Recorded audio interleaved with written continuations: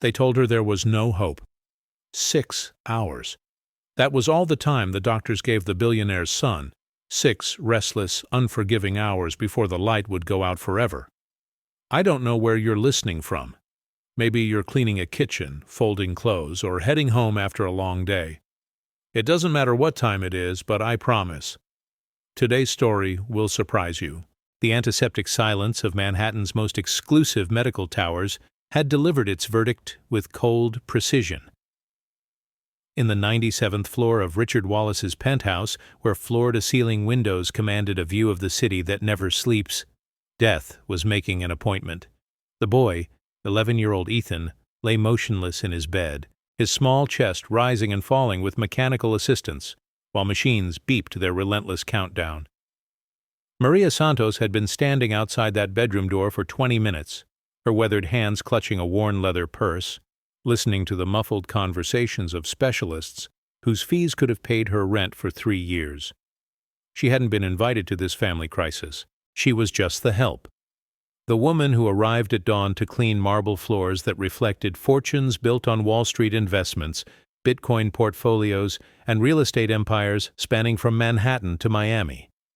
But something deep in her chest, something forged through years of raising her own son alone in a cramped Bronx apartment, wouldn't let her walk away. The doctor spoke in medical terms about organ failure and neurological damage. They used phrases like palliative care and making him comfortable. What they didn't understand was that sometimes, when medicine reaches its limits, the heart finds a way. Maria's own hands trembled slightly as she remembered another hospital room, another child fighting for breath. Her son, Miguel, had been 7 when pneumonia nearly took him. She had sat by his bedside for 4 days straight, singing lullabies her grandmother taught her in Puerto Rico, feeding him spoonfuls of caldo made from bones she begged from the butcher. The doctors had called it a miracle when he recovered. Maria called it love refusing to surrender. Now, in this cold palace of wealth and whispered despair, she felt that same stubborn fire burning in her chest. The boy behind that door wasn't just Richard Wallace's heir to a billion-dollar fortune. He was somebody's child, and children weren't meant to die while adults stood around talking about stock portfolios and inheritance lawyers. The morning had started like any other for Maria. Her alarm clock, a battered digital thing that had served her faithfully for 15 years, buzzed at 4:30 a.m. sharp. She rose from her narrow bed in the one-bedroom apartment she shared with Miguel, now 24 and working double shifts at a warehouse in Queens. The walls were thin enough that she could hear Mrs. Rodriguez next door starting her coffee, the familiar ritual of working women who understood that dignity came not from what you owned, but from what you were willing to do for the people you loved. She dressed quietly in the pre-dawn darkness, her standard uniform of black slacks, white blouse, and comfortable shoes that had walked thousands of miles across marble floors, and Persian rugs in homes where her presence was both essential and invisible. Her breakfast was simple: café con leche and a piece of toast, eaten standing by the kitchen window while she watched the city wake up below. The subway ride from the Bronx to the Upper East Side took 47 minutes on a good day. Maria used that time to prepare her mind for entering a different world. One where silence was golden, where her footsteps must be soundless, where her very existence was meant to be as unnoticed as the air conditioning that kept the penthouse at a perfect 72 degrees. She had been working for the Wallace family for exactly 18 days when everything changed. 18 days of observing a household frozen in grief, where a widowed billionaire moved through his days like a ghost haunting his own fortune. Richard Wallace had built his empire on calculated risks and strategic investments, but death had caught him completely unprepared. His wife Catherine's sudden heart attack had shattered more than just his family. It had broken his faith in control itself. The penthouse was a monument to success that felt more like a mausoleum. 4,700 square feet of polished marble, imported Italian leather, and contemporary art that cost more than most people earned in a lifetime. But wealth couldn't warm the spaces where laughter used to echo. Money couldn't fill the silence where a mother's voice once called her son to dinner. All those assets, all those investment portfolios, all that carefully managed capital, none of it could buy back what mattered most. Maria had noticed Ethan during her first week. While his father buried himself in financial reports and conference calls that connected him to markets in Tokyo and London, the boy wandered through the penthouse like a small ghost. He would sit by the windows looking out at Central Park, sometimes talking quietly to framed photographs of his mother. Maria's maternal instincts, honed by years of worry and sacrifice, recognized a child drowning in grief that no adult seemed to know how to address. The other staff members, the chef who prepared meals that often went untouched, the butler who managed calendars for a family that had stopped living, the personal assistant who fielded calls from lawyers managing trust funds and estate planning, they treated Ethan's sadness as just another aspect of their professional duties. But Maria saw something else. She saw Miguel at 7 years old, trying to be strong when she worked 3 jobs to keep their tiny apartment. She saw herself at 11, motherless and trying to understand why grown-ups used words like better place, when all she wanted was another hug. On this particular morning, as Maria stepped off the private elevator into the penthouse foyer, she immediately sensed that something had shifted. The usual quiet efficiency had been replaced by barely controlled panic. Dr. Morrison, the family's primary physician, was speaking in hushed tones with Richard near the floor-to-ceiling windows that overlooked the city. Their body language spoke of defeat, of medical expertise reaching its limits, of money becoming meaningless in the face of mortality. Ethan had collapsed 3 days earlier during breakfast. What started as a simple headache had escalated into seizures, then organ failure, then a mysterious shutdown of systems that baffled specialists from Mount Sinai and Columbia Presbyterian. Richard had called in neurosurgeons from Boston, flown in specialists from the Mayo Clinic, and even consulted with doctors in Switzerland where experimental treatments cost more per day than Maria earned in 6 months.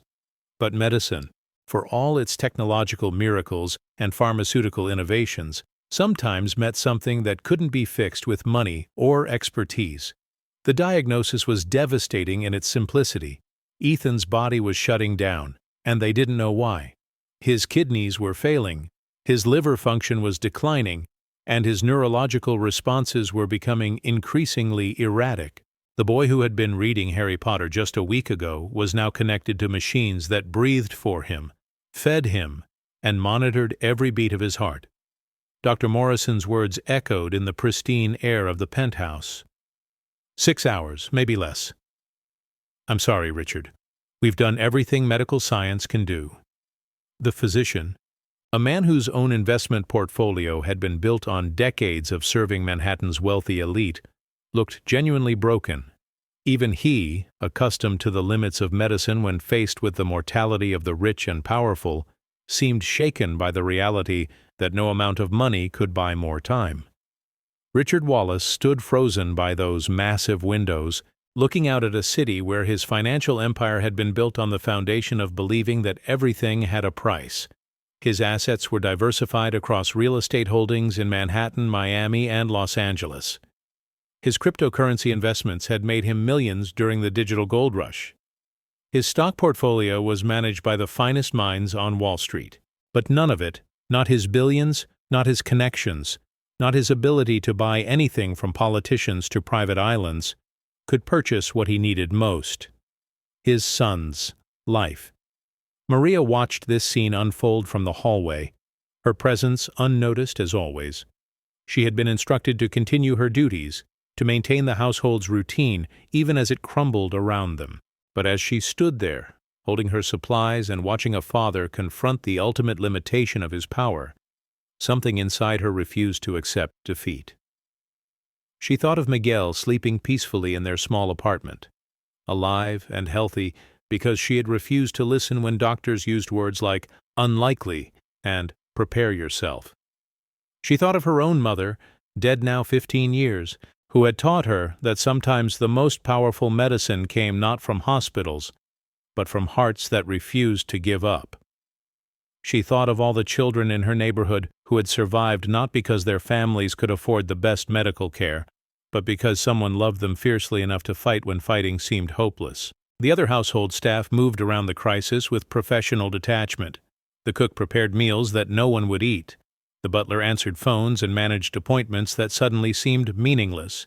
The personal assistant coordinated with lawyers who were already beginning to discuss the complexities of inheritance law and trust fund management.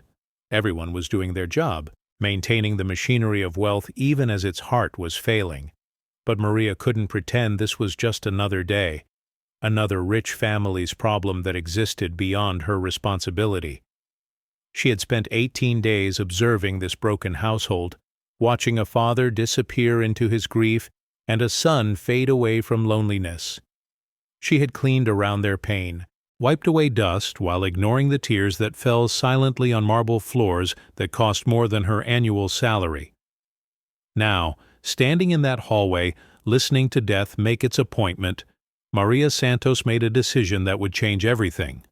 She wasn't going to let another child slip away while adults stood around talking about their limitations. She wasn't going to clean around death and pretend that love couldn't find a way where medicine had failed.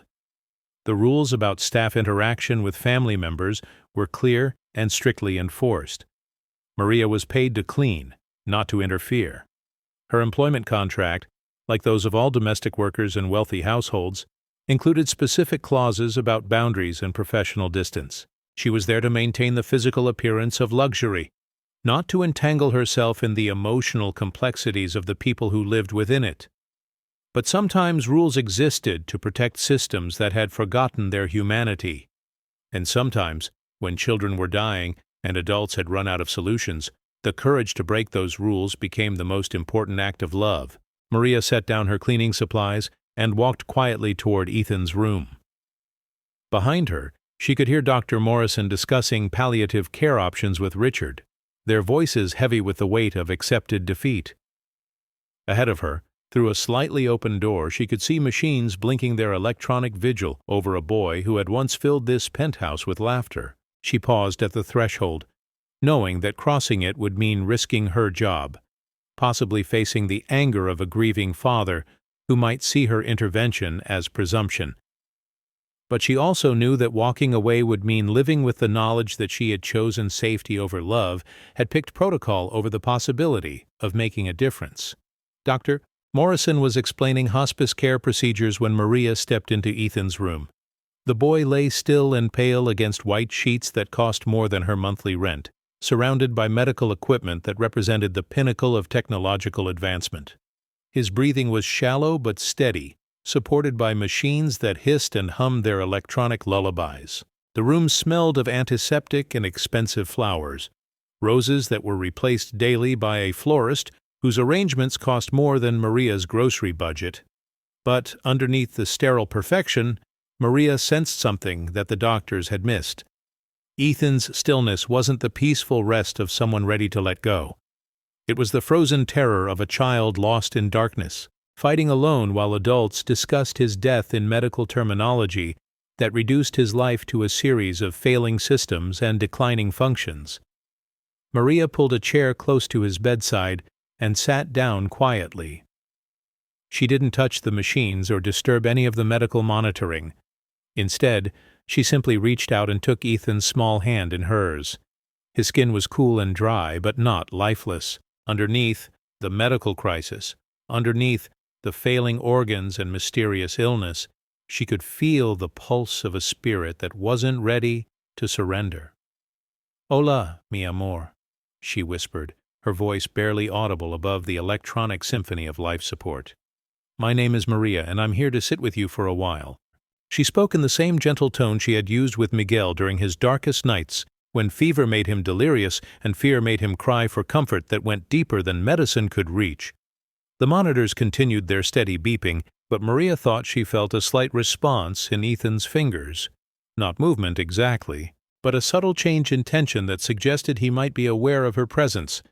She began to hum softly, a lullaby her own mother had sung during thunderstorms, when the world seemed too frightening for a small child to face alone.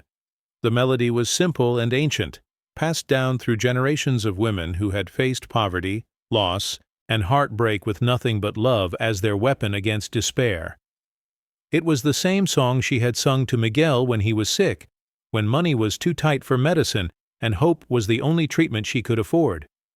It was the song that had carried her through her own childhood when being poor meant being invisible, but never had to mean being alone. As she hummed, Maria began to pray. Not the formal prayers of Sunday Mass, but the desperate conversations with God that happened in hospital rooms and poverty-stricken apartments, when human strength reached its limits and only faith remained. She prayed in Spanish, in the language of her grandmother who had raised 6 children during the Depression, who had taught Maria that sometimes the only way through darkness was to become a light for someone else. From the hallway she could hear Richard's voice growing more strained as Dr. Morrison continued explaining end-of-life procedures. The financial implications were already being discussed. The settlement of trust funds, the management of inheritance taxes, the complex legal machinery that activated when billionaires died young. Maria felt a surge of anger at how quickly the conversation had moved from saving a life to managing its aftermath, as if Ethan had already become just another asset to be distributed according to estate planning documents. But she pushed the anger aside and focused on the boy whose hand lay warm in hers. Ethan's face, pale and still against the expensive pillowcase, reminded her of Miguel at his sickest, that terrible fragility that made every breath seem like a gift. She began to talk to him quietly, telling him about the sunrise she had seen that morning from her apartment window, about the pigeons that nested on her fire escape, about her son Miguel, who had grown up to be strong and kind despite all the obstacles they had faced together. "You know what I think, sweetheart," she whispered, leaning closer so her words would reach him even through whatever darkness surrounded his consciousness. "I think you're not ready to go yet. I think there's still so much you want to do, so many books you want to read, so many questions you want to ask. And that's okay, because fighting is okay. Being scared is okay, but you don't have to fight alone." She pulled a small cloth from her pocket, a handkerchief that had belonged to her mother, embroidered with tiny flowers during long evenings when money was too tight for entertainment, but never too tight for beauty. She dabbed gently at Ethan's forehead, wiping away perspiration and whispering words of comfort that came not from medical training, but from the deep well of maternal love that existed in women who had learned to heal with their hearts. Outside the room she heard footsteps and urgent voices. Dr. Morrison was calling for additional monitoring equipment, and Richard's voice carried the edge of panic that came when even infinite wealth couldn't buy control over life and death. But Maria didn't move from Ethan's side.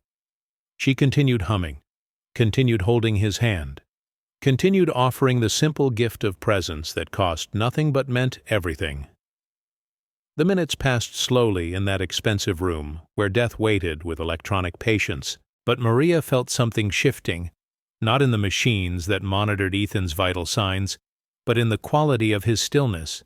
His breathing seemed less labored, his face less drawn with pain. It might have been wishful thinking, might have been the desperate hope of a woman who had learned to see miracles in small changes because small changes were sometimes all that stood between life and death. When Richard finally entered the room an hour later, he found Maria still sitting quietly beside his son, humming the same gentle melody that had been carrying through the hallway like a prayer set to music. His first instinct was anger. How dare the help intrude on this most private moment? How dare she take liberties that weren't hers to take? But something in the scene stopped him cold. Ethan's color looked better. Not dramatically improved, not medically miraculous, but subtly different in a way that reminded Richard of sunlight beginning to warm a room after long darkness. The machines showed no significant change in his son's condition, but there was something in the air, a quality of peace that had been absent for days, a sense that someone had finally refused to accept defeat. Maria looked up as Richard entered, her eyes meeting his with quiet dignity and no trace of apology. She had broken the rules, had overstepped boundaries that were clearly defined in her employment contract, had presumed to offer comfort in a situation where comfort seemed impossible. But she had done it with such gentle authority, such natural grace, that even his anger couldn't find purchase against her calm certainty. "I was just sitting with him," she said softly, her accent adding warmth to words that carried no defensiveness. No one should fight alone. The simplicity of her explanation cut through all the complex medical discussions, all the financial planning, all the adult machinery that had surrounded Ethan's illness. She had seen a child in need and had responded with the most basic human impulse, to offer comfort in the face of fear. Richard wanted to order her to leave, to maintain the professional distance that protected him from hope that might prove false. But looking at his son, really looking at him for the first time in days, he saw something that made him doubt the certainty of medical predictions. Ethan's face was peaceful in a way it hadn't been since this crisis began. The tension that had marked his features was relaxed, as if someone had finally given him permission to rest instead of fighting alone against the darkness. "The doctors say," Richard began, but the words trailed away. What did doctors know about the medicine that came from human hearts refusing to accept defeat? What did medical science understand about the power of presence, about the healing that happened when someone chose love over protocol, hope over accepted wisdom? Maria nodded gently. "I know what they say, but doctors don't know everything. Sometimes hearts know things that machines can't measure." Her voice carried the authority of someone who had faced impossible situations and had learned that impossible wasn't always final, that sometimes the difference between life and death was as simple as someone refusing to walk away. They sat together in silence then. The billionaire whose fortune couldn't buy his son's life, and the maid whose love might be the medicine that medical science had overlooked. Outside the windows, Manhattan hummed with the commerce that had built Richard's empire. But inside this room, stripped of all pretense and protocol, two people waited together for a boy to decide whether fighting was worth the effort. The transformation wasn't immediate or dramatic. Recovery never was, in Maria's experience. It came in whispers and subtle shifts, in small improvements that accumulated over hours into something that might be called hope. By evening, Ethan's breathing seemed easier. By midnight, his color looked less gray. By dawn, the machines registered improvements so small that Dr. Morrison called them statistical anomalies. But Maria knew better. She recognized the signs of a spirit that had found reason to stay, of a body that had rediscovered its will to heal. She had seen it before, in her own son, in neighbors' children, in the countless small wars against despair that were fought in apartments and hospital rooms where love was the only medicine that money couldn't buy. As the sun rose over Manhattan, painting Richard Wallace's penthouse in golden light that his fortune could never purchase, Maria continued her quiet vigil beside a boy who was beginning to remember how to live. She had broken every rule to offer comfort where comfort seemed impossible, and in doing so had started a transformation that would ripple through a household that had forgotten how to hope. The revolution had begun not with dramatic gestures or medical breakthroughs, but with the simple radical act of a woman who refused to let a child fight alone. And in that refusal, in that choice to break protocol in service of love, Maria Santos had planted the first seed of a miracle that would grow in the fertile ground of a heart that had learned to heal by refusing to accept defeat. Over the following days, something unprecedented began to happen in the sterile perfection of Richard Wallace's penthouse. The calculated routines that had governed the household since Catherine's death were quietly, almost imperceptibly, being transformed by the presence of a woman who had learned to see hope in places where others saw only endings. Maria continued rising at 4:30 a.m. in her modest Bronx apartment, continued taking the 47-minute subway ride to the Upper East Side, continued entering through the service elevator as protocol demanded. But once inside that tower of marble and money, she began introducing elements that no interior designer had ever been paid to consider. The radical notion that healing sometimes came not from medical equipment worth more than small houses, but from the simple act of treating a dying child like he was still beautifully, completely alive. She brought small things from her world to his, a paperback book of Puerto Rican folk tales, worn soft from being read to Miguel during countless bedtime stories, a small wooden cross that had belonged to her grandmother, carved by hands that had known real poverty but never despair. wildflowers picked from the community garden near her apartment, humble blooms that cost nothing but carried the scent of earth and growing things into a room that had known only the antiseptic smell of approaching death. The nursing staff, highly trained professionals whose salaries reflected their expertise in caring for the wealthy elite, watched Maria's innovations with mixture of professional skepticism and growing curiosity. Her methods violated every protocol in their expensive medical education. She talked to Ethan constantly, filling the silence with stories instead of clinical observations. She hummed while checking his temperature, sang soft lullabies while helping adjust his pillows. Most shocking of all, she touched him. Not with the careful clinical contact of medical necessity, but with the unguarded warmth of someone who saw a child first and a patient second. Mrs. Santos, head nurse Patterson, finally approached her after the third day, her voice carrying the authority of someone trained in Manhattan's most exclusive medical facilities. "I need to remind you that Mr. Ethan requires specialized care. The family has invested considerable resources in ensuring he receives treatment from trained professionals." Maria looked up from where she sat reading to Ethan, not medical charts, but a simple story about a boy who discovered he could talk to birds. Her response came with the respectful firmness of someone who had spent years navigating between two worlds, who understood the language of authority, but never let it intimidate her into forgetting what mattered most. "Of course, Senora. I would never interfere with his medical care. I'm just keeping him company, so he knows he's not alone." Her words were simple, but they carried an implicit challenge to the assumption that healing was only the province of people with expensive degrees and professional certifications.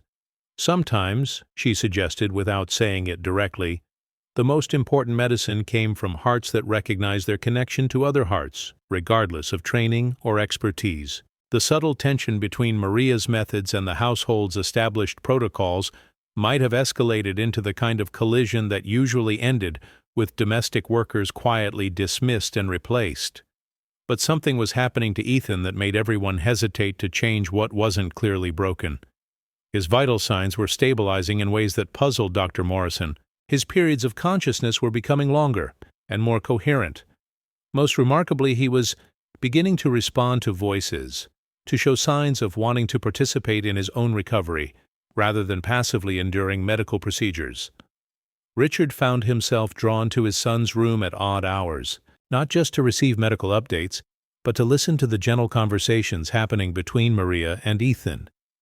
She told him about her morning subway rides, describing the different people she observed and the small dramas that played out in underground stations where billionaires never went. She shared stories about Miguel's childhood, about the games they played when toys were too expensive and imagination had to serve as entertainment. She talked about her neighborhood, about the Puerto Rican bakery that made bread that smelled like home, about the elderly man who fed pigeons every morning despite the city ordinances against it. These stories, delivered in Maria's careful English, seasoned with occasional Spanish phrases that Ethan was beginning to understand, brought life into a room that had been dominated by the electronic monitoring of death's approach. They created a world beyond the penthouse, beyond the antiseptic boundaries of medical crisis, beyond the narrow focus on organ failure and declining functions. They reminded everyone who listened that life was larger than illness, that healing sometimes required connecting to something beyond the immediate emergency. But the most significant change wasn't in Ethan's medical condition. It was in the way Richard began to see both his son and the woman who refused to let him die alone. Watching Maria's patient presence, her unshakable faith in Ethan's will to recover, Richard began to remember aspects of love and hope that had been buried under his grief and fear. His fortune had been built on calculating risks and controlling outcomes, but Maria operated from a different kind of wealth. The accumulated richness of having survived hardship without losing the ability to believe in possibilities that couldn't be quantified or guaranteed. On the seventh day of Maria's vigil, Ethan opened his eyes and spoke his first complete sentence since collapsing. "Maria, will you tell me the story about the boy and the birds again?" His voice was weak, but clear, and his request sent ripples of cautious celebration through a household that had been preparing for funeral arrangements and estate settlements. Dr. Morrison called it encouraging progress. The nursing staff noted improved cognitive function and increased responsiveness. But Maria simply smiled and began the story again, as if a child asking for his favorite tale was the most natural thing in the world. Recovery from critical illness in wealthy households was usually a private affair, managed by medical professionals and family lawyers, insulated from public attention by the same privacy that protected financial portfolios and investment strategies. But Ethan's gradual return to life became something different, a quiet miracle that drew its power from the collision between two worlds that ordinary circumstances never allowed to meet. The penthouse, which had operated for months like an expensive tomb where grief was maintained with the same meticulous care given to art collections and stock portfolios, began to feel alive again. Maria's presence introduced chaos into the perfect order. Not the chaos of disorder, but the beautiful messiness of hope beginning to take root in soil that had been declared barren by expert analysis. She convinced Richard to move Ethan's bed closer to the windows so he could see the city waking up instead of staring at medical equipment. She opened the curtains despite the nursing staff's preference for controlled lighting, filling the room with natural sunshine that cost nothing but transformed everything. Most revolutionarily, she asked Richard to talk to Ethan about things other than his illness, to share memories of Catherine, to discuss plans for when he was well, to engage with their relationship as father and son rather than billionaire and medical crisis. These changes weren't implemented through formal meetings or professional consultations. They emerged organically from Maria's quiet insistence on treating Ethan like a whole person rather than a collection of failing systems. She never challenged anyone's authority directly, never presumed to give medical advice or interfere with prescribed treatments. But she created a parallel reality where healing happened through connection rather than intervention, where recovery was supported by love rather than just managed by expertise. The transformation rippled beyond Ethan's room. Richard found himself actually tasting his meals for the first time in months, engaging in real conversations with staff members he had previously acknowledged only through salary payments and annual performance reviews. The chef, inspired by Maria's stories about Puerto Rican cooking, began preparing foods with more warmth and personal attention. Even the butler, trained in the formal protocols that maintained appropriate distance between the wealthy and those who served them, found himself smiling more often and speaking with genuine warmth rather than professional courtesy. But the most profound change was in Richard himself. Watching Maria's patient care of his son, witnessing her absolute refusal to accept defeat even when medical experts had delivered their final verdicts, he began to understand something about love that his wealth had inadvertently obscured. All his money, all his investment portfolios, all his carefully diversified assets, they represented his ability to control his environment, to insulate himself and his family from the randomness that plagued people without financial security. But they had also created a distance from the raw human connections that gave life its meaning. Maria possessed nothing that would register on any financial statement. Her apartment was worth less than he spent on wine in a typical month. Her savings account contained less money than he carried in his wallet for casual expenses, but she had something that all his wealth couldn't purchase, the accumulated wisdom of having survived hardship without losing her capacity for love, the strength that came from having faced impossible situations, and discovered that impossible wasn't always permanent. 3 weeks after Maria had first sat beside Ethan's bed, Dr. Morrison delivered a progress report that would have been impossible to believe when they were discussing hospice care and funeral arrangements. Ethan's kidney function was steadily improving. His neurological responses were returning to normal ranges. Most surprisingly, the mysterious illness that had baffled specialists from 3 different hospitals was retreating as enigmatically as it had appeared, leaving behind a boy who was weak but clearly recovering. "It's quite remarkable," Dr. Morrison admitted to Richard during one of their regular consultations. "I've seen spontaneous recoveries before, but usually there are identifiable factors. New treatments, changed medications, surgical interventions. In Ethan's case, We haven't altered his medical protocol significantly, yet his body seems to have rediscovered its ability to heal itself." The physician paused, clearly struggling with medical pride that demanded attribution to scientific intervention. "Perhaps the improvement in his emotional state has contributed to his physical recovery. That woman, Maria, seems to have provided something we couldn't quantify or prescribe." Richard nodded, understanding more than Dr. Morrison probably intended. The medical profession, particularly when serving patients whose wealth demanded results that money should be able to guarantee, was reluctant to acknowledge that healing sometimes came from sources that couldn't be controlled or purchased. But he had witnessed the transformation daily, had seen his son's return to life unfold not through expensive treatments, but through the simple revolutionary act of being loved without condition or expectation. The revelation that would change everything came not through dramatic confrontation, but through the accumulation of small observations that finally demanded honest acknowledgement. Richard began to understand that Maria hadn't just provided comfort to a dying child. She had introduced a different way of being human into a household that had forgotten what humanity looked like when it wasn't filtered through financial calculations and professional protocols. But understanding and acceptance weren't the same thing. Richard's world had been built on the fundamental assumption that money could solve any problem, that wealth provided not just comfort, but actual control over outcomes that others had to leave to chance. Maria's success, where medical experts had failed, challenged something deeper than his confidence in expensive health care. It questioned the entire framework through which he understood his place in the world. The crisis that would test everything began paradoxically with good news. Ethan was well enough to leave his bed for short periods, strong enough to sit by the windows and watch the city where his father's fortune had been built through decades of strategic investments and calculated risks.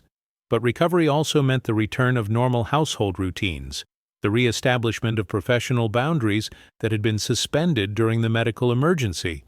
Mrs. Hamilton, the household manager whose salary reflected her expertise in maintaining the complex protocols required by Manhattan's wealthy elite, approached Richard with concerns that had been building during the weeks of Maria's expanded role in Ethan's care. Her objections were presented with the professional diplomacy of someone trained to manage delicate situations involving both family dynamics and staff hierarchies. "Mr. Wallace, I need to discuss the current arrangements regarding Mrs. Santos and her interactions with Ethan. While I understand the circumstances have been exceptional, I'm concerned about maintaining appropriate boundaries as we return to normal operations. The other staff members have noted some irregularities in protocol, and I believe it would be beneficial to clarify expectations going forward." Richard found himself in the uncomfortable position of defending something he wasn't entirely sure he understood. Maria's methods had clearly contributed to Ethan's recovery, but they had also disrupted the careful order that protected his family from the messy unpredictability of genuine human connection. Her presence had brought life back to his household, but it had also introduced elements that couldn't be controlled or managed through the systematic approaches that had built his business empire. "What specific irregularities concern you, Mrs. Hamilton?" he asked, though he suspected he already knew. Maria's care of Ethan had transcended every boundary that normally separated the wealthy from those who served them. She had presumed to know what was best for his son when medical experts admitted they didn't. She had introduced elements from her world, her stories, her songs, her way of seeing hope, where others saw only endings, into spaces that were supposed to be insulated from such influences. Mrs. Hamilton's response was carefully diplomatic, but unmistakably clear.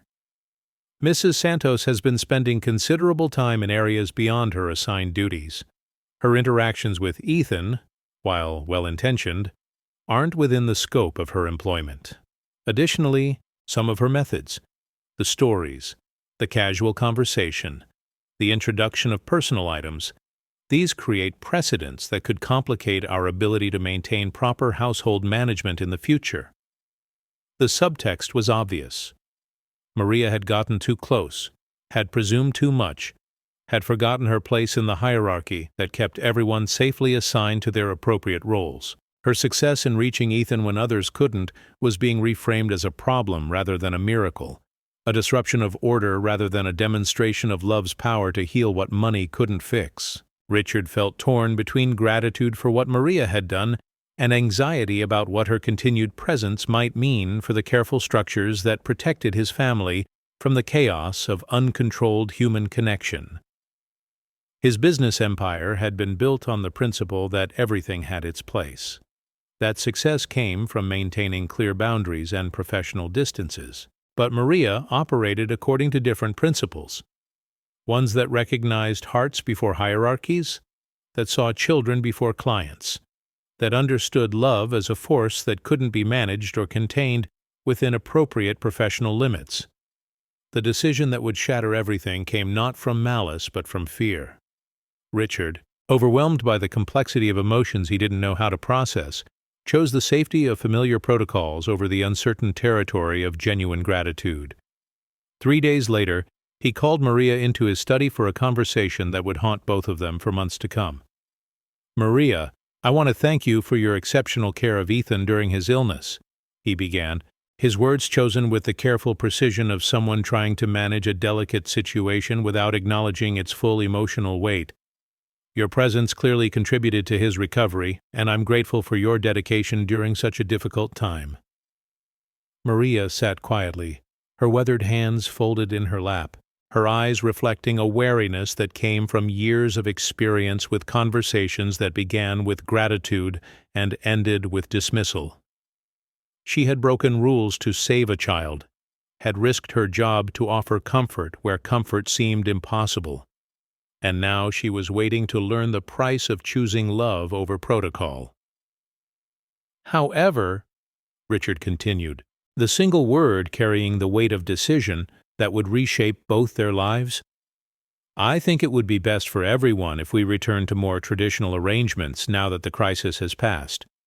Your contract was for general household maintenance, and I think it's important that we re-establish appropriate boundaries to ensure the smooth operation of the household going forward." The words were careful, professional, designed to sound reasonable and measured. But their meaning was unmistakable. Maria was being dismissed, not despite her success in saving Ethan, but because of it. She had gotten too close, had demonstrated that love could accomplish what money couldn't buy, and now she needed to be removed before her presence continued to challenge the assumptions that kept wealth safely separated from the unpredictable power of genuine human connection. Maria nodded once, her dignity intact despite the crushing disappointment that settled over her like a familiar weight. She had been down this road before, had learned that being right didn't protect you from being expendable, that doing good work didn't guarantee job security when that work challenged the comfortable boundaries that employers needed to maintain. "I understand, Mr. Wallace," she said quietly, her voice carrying no anger or accusation. "When would you like me to finish?" The question, asked with such grace in the face of such injustice, made Richard feel smaller than any business failure ever had. But he had committed to this course of action, had chosen the safety of professional distance over the risky territory of acknowledging what Maria's love had accomplished for his family. "Today would be appropriate," he said, the words feeling like ashes in his mouth. "Mrs. Hamilton will prepare your final payment and arrange for transportation."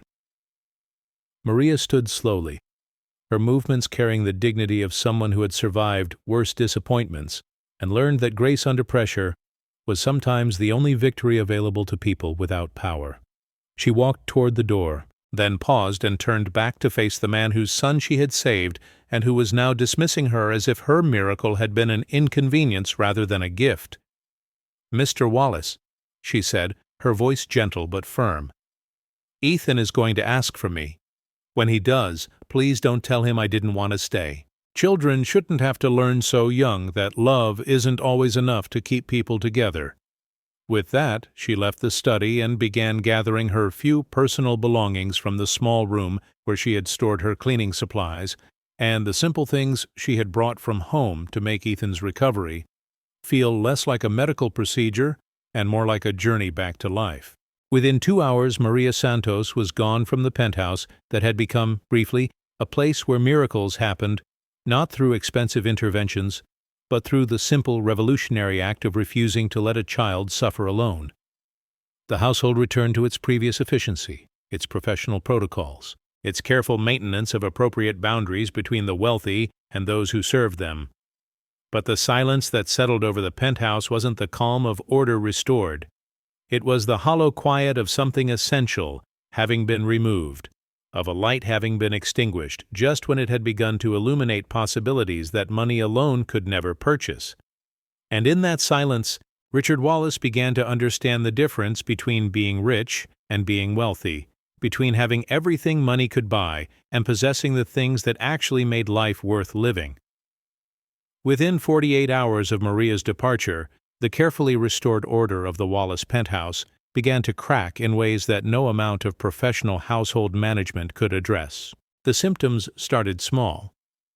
Ethan asking repeatedly when Maria would return, his recovery mysteriously stalling despite continued medical progress, the return of the cold silence that had characterized the household before her arrival. But the real revelation came through Mrs. Patterson, the head nurse whose professional pride had initially bristled at Maria's unorthodox methods.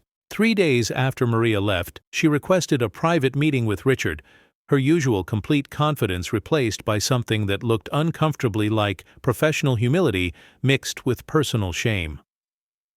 "Mr. Wallace, I need to speak with you about Mrs. Santos and her methods with Ethan," she began, her voice carrying the careful tone of someone preparing to admit something that challenged her expert training. "I've been reviewing his progress charts, and I believe we may have made an error in assessment."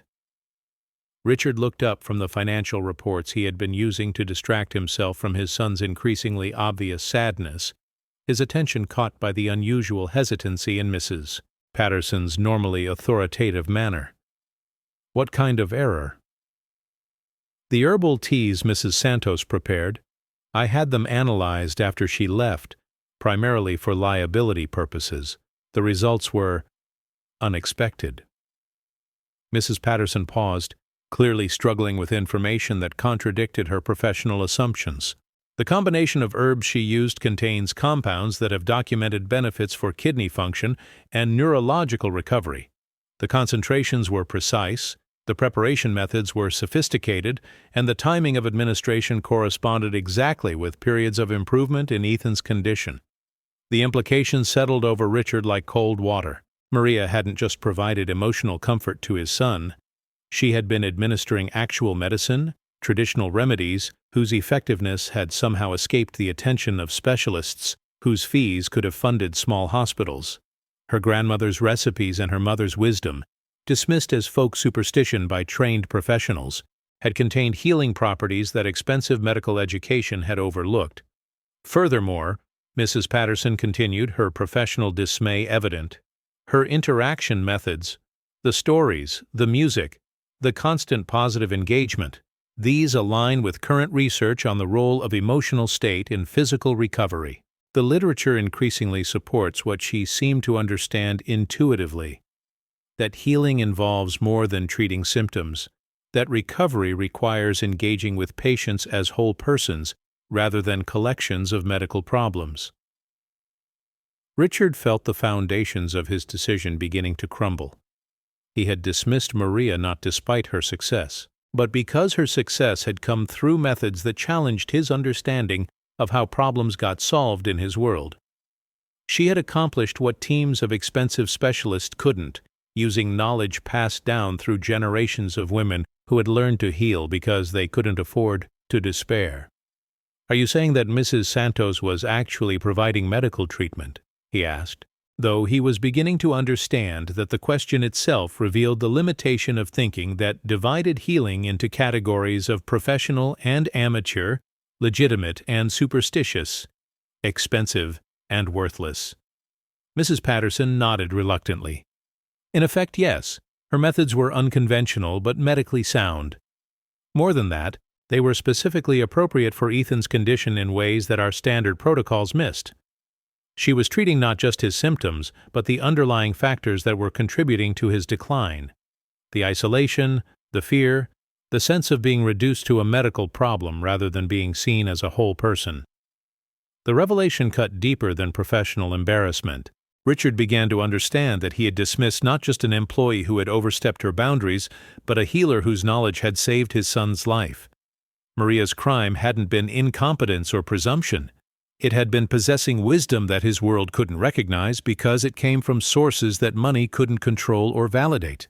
But the full weight of his mistake became clear only when he entered Ethan's room that evening and found his son staring out at the Manhattan skyline with the same lost expression that had marked his face before Maria's arrival.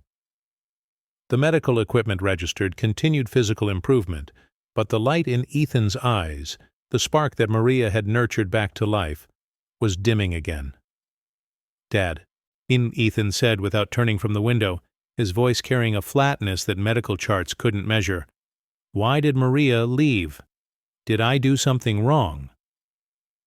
The question pierced Richard's heart in ways that merger negotiations and financial crises never had. His son wasn't just asking about a staff member's departure.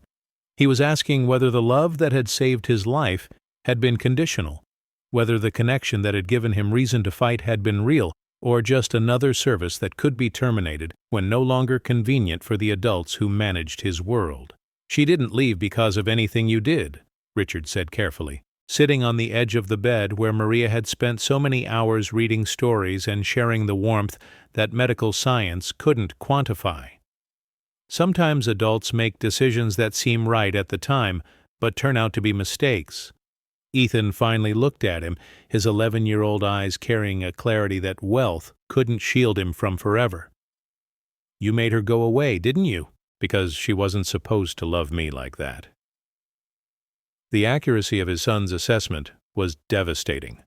Richard had indeed fired Maria because she had loved Ethan like that, without professional distance, without appropriate boundaries, without the careful limitations that protected employers from having to acknowledge the full humanity of people who cleaned their floors and saved their children's lives.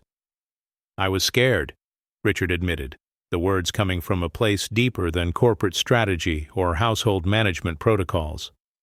"Maria did something for you that I couldn't do, that all my money couldn't buy, and that frightened me more than I knew how to handle."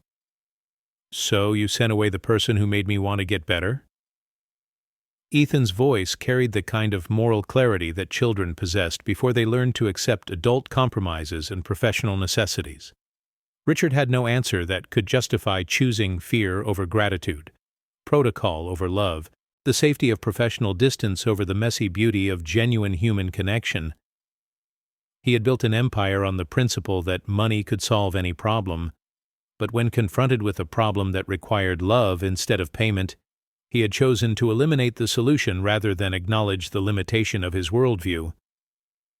The search for Maria began the next morning, though it took Richard 3 days to locate someone whose address he had never bothered to learn, despite her weeks of presence in his home. The private investigative service he normally used for corporate intelligence gathering had to adjust their methods to track down a domestic worker in the Bronx whose footprint in databases and financial systems was minimal by design. When he finally stood outside the small apartment building where Maria lived, Richard felt like he was entering a foreign country despite being only 90 minutes by subway from his Manhattan penthouse. The neighborhood was alive in ways his world wasn't.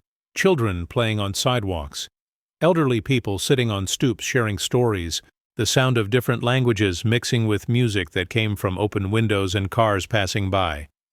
Maria answered her door wearing the same quiet dignity she had brought to his penthouse, but her eyes carried new wariness when she saw him standing in the hallway that smelled of cooking and community in ways that expensive homes never did. She had been hurt by his dismissal, but she held that hurt with the same grace she brought to everything else, without bitterness or demand for explanation. "Mr. Wallace," she said simply, neither welcoming nor rejecting, waiting to understand what had brought the billionaire to her door. "I came to apologize," Richard began, but the words felt inadequate to bridge the gap between his world and hers, between his fear and her courage, between his assumptions about what mattered and her demonstration of what actually did. "And to ask you to come back. Ethan needs you. I need you. We all need you." Maria studied his face with the careful attention of someone who had learned not to trust easily, who had been disappointed enough times to recognize that wealthy people's needs often disappeared as quickly as they appeared. "What's changed, Mr. Wallace? What's different now than when you decided I was too much trouble to keep around?" The question demanded honesty that Richard wasn't sure he possessed, but standing in that hallway surrounded by the sounds of life continuing despite hardship, he found words that came from deeper than corporate diplomacy or household management concerns. "I was wrong," he said simply. "I was scared of how much you meant to Ethan, scared of depending on someone I couldn't control or replace. I fired you because you did something I couldn't do, something my money couldn't buy, and that made me feel powerless in a way I didn't know how to handle." Maria's expression softened slightly, not with forgiveness but with understanding. She recognized the fear he was describing. It was the same fear that kept people separated by barriers of class and race and money, the same fear that made love dangerous because it couldn't be controlled or managed or terminated with appropriate notice. "And now?" she asked. "What makes you think it will be different?" Richard thought of Ethan staring out the window with lost eyes, of the silence that had returned to fill spaces where Maria's laughter had briefly made everything feel alive, of the medical reports that showed continued physical recovery, but couldn't measure the healing of spirits that had stopped believing in tomorrow. "Because I understand now that some things are more important than being in control," he said. "My son is living but not alive, recovering but not healing, and I finally understand the difference. If you'll come back, I promise to remember that love isn't a service I can hire and fire. It's a gift that I need to receive with gratitude rather than fear." Maria was quiet for a long moment, looking past Richard towards something he couldn't see, perhaps weighing his words against her experience of how promises sometimes broke under the weight of rich people's discomfort with depending on poor people's wisdom. "I'll come back," she said finally, "but not as just the help. If I'm going to love that boy back to life, I need to be able to love him completely, without worrying about overstepping boundaries or making you uncomfortable with how much he needs me." Richard nodded, understanding that she was asking for something more radical than employment. She was demanding the right to be fully human in a world that usually required servants to edit themselves to fit employers' comfort levels. "Whatever you need," he said, and meant it in ways that went beyond salary negotiations or household protocols. "Then I'll see you tomorrow morning," Maria said, her smile returning for the first time since he had arrived. "And Mr. Wallace, next time you get scared of how much good someone is doing, maybe talk to them about it instead of sending them away." The reunion between Maria and Ethan happened with the kind of quiet joy that money couldn't orchestrate or control. When she appeared in his doorway the next morning, carrying the same worn leather purse and the same gentle presence that had pulled him back from the edge of surrender, Ethan's face lit up with the first genuine happiness Richard had seen in weeks. "I knew you'd come back," Ethan said, reaching for her hand with the trust of someone who had learned that some love could be counted on even when adults made mistakes. "Dad said he was sorry for sending you away." "Sometimes adults get confused about what's important," Maria replied, settling into the chair beside his bed as if she had never left, as if the pain of dismissal and the uncertainty of return were just brief interruptions in a story that was always meant to continue. "But the important thing is that we're together now, and you're getting stronger every day." Over the following months, the transformation of the Wallace household continued, but with a different foundation than the tentative hope that had marked Maria's first tenure. This time, her presence was anchored not in emergency necessity, but in conscious choice. Richard's choice to value what she offered rather than fear it, Ethan's choice to trust in recovery rather than surrender to illness, and Maria's choice to offer her whole self rather than just the parts that fit comfortably within professional protocols. The penthouse, once a monument to wealth that felt more like a museum than a home, gradually became alive again. Maria's influence extended beyond Ethan's room, beyond her specific duties, beyond the boundaries that usually kept domestic workers invisible and contained. She brought music into spaces that had been silent, laughter into conversations that had been formal, and the kind of warmth that came not from expensive heating systems, but from human hearts that had learned to recognize each other across the artificial barriers of class and money and professional distance. But perhaps the most significant transformation was in Richard himself. Watching Maria's patient rebuilding of his son's joy in living, witnessing her daily choice to see possibilities where others saw limitations, he began to understand that true wealth wasn't measured in dollars or Bitcoin or stock portfolios, but in the accumulation of connections that survived when everything else failed. The penthouse remained luxurious, but luxury began to serve life rather than substituting for it. The marble floors still gleamed, but with warmth that came from being walked on by people who loved each other. The expensive art still hung on the walls, but it was seen now by eyes that had remembered how to appreciate beauty because they had learned to see the beautiful ordinariness of daily kindness. 6 months after Maria's return, Ethan was declared fully recovered by medical standards that couldn't quite account for the completeness of his healing. Dr. Morrison's reports noted not just the return of normal organ function and neurological responses, but something harder to measure: a vitality and joy that went beyond mere physical health to encompass the kind of wholeness that came from being loved without reservation or professional limitation. The boy who had once lain dying while adults discussed estate planning and inheritance taxes was now running through Central Park, reading books that challenged his growing mind, and asking questions about the world that reflected not just recovery, but genuine curiosity about a future he was eager to explore. Richard, watching his son's return to full life, understood finally that Maria hadn't just saved Ethan from dying. She had taught them all how to live. Her gift hadn't been medical knowledge, though her traditional remedies had proved remarkably effective. Her gift hadn't been professional service, though her care had exceeded anything money could purchase. Her gift had been the simple revolutionary act of loving completely, of seeing whole people rather than problems to be managed, of refusing to accept defeat when others had made peace with endings. On a quiet Sunday morning, 8 months after Maria's return, Richard found himself in the kitchen of his penthouse, not giving instructions to staff, but actually sitting at the table where Maria was teaching Ethan to make the Puerto Rican bread that had been a staple of her childhood. The scene would have been impossible to imagine during the formal protocols of his previous life, but now it felt like the most natural thing in the world. The secret, Iswak, Maria was explaining to Ethan as she guided his small hands in kneading dough, is that you have to trust the bread to become what it's supposed to become. You can't hurry it, and you can't control exactly how it turns out, but if you give it love and patience, it will be exactly what it needs to be. Richard listened to this lesson in baking that was really a lesson in living, understanding that Maria was teaching his son something no expensive education could provide: the knowledge that love and patience could transform raw materials into something nourishing, that trust and time could create beauty from simple ingredients, that the most important work in life often happened in quiet moments, when no one was keeping score. As he watched them work together, flour dusting their hands and laughter seasoning their conversation, Richard felt a contentment that his billions had never purchased. This was what wealth actually looked like.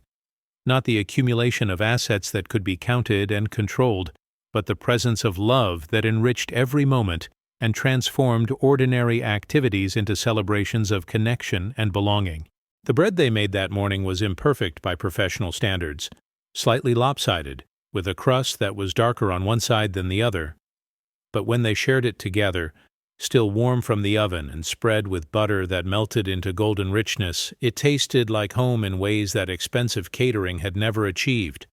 It tasted like family, like forgiveness, like the kind of wealth that multiplied when it was shared rather than diminished by division.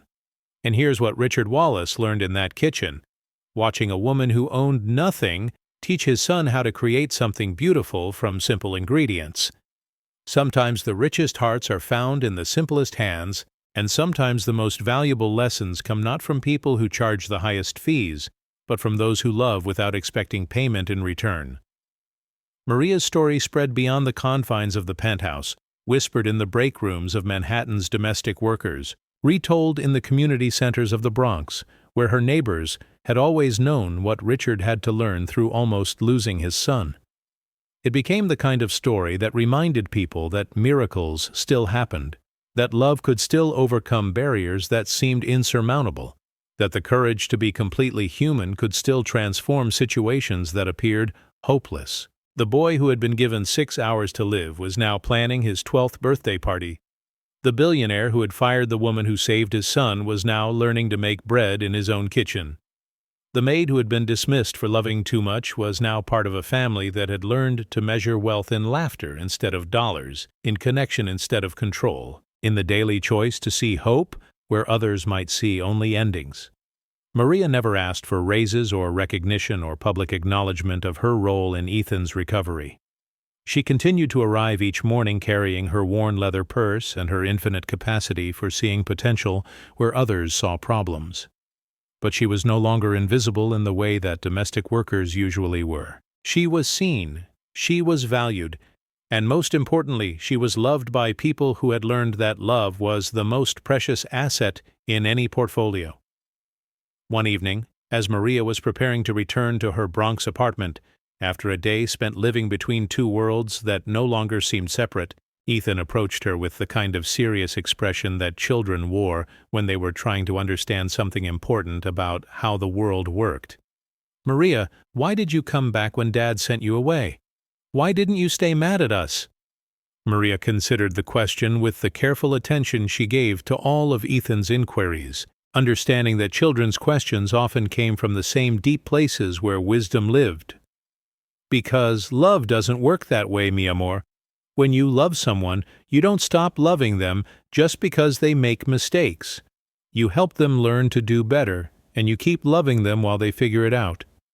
"Even when it hurts?" Ethan asked. "Especially when it hurts," Maria replied. "The best love?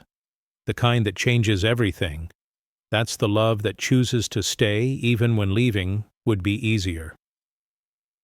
Ethan nodded with the gravity of someone learning one of life's most important lessons. "Is that why you didn't let me give up when I was sick? Because love doesn't give up." "Exactly," Maria said, her smile carrying all the warmth that had pulled him back from surrender months ago. "Love never gives up.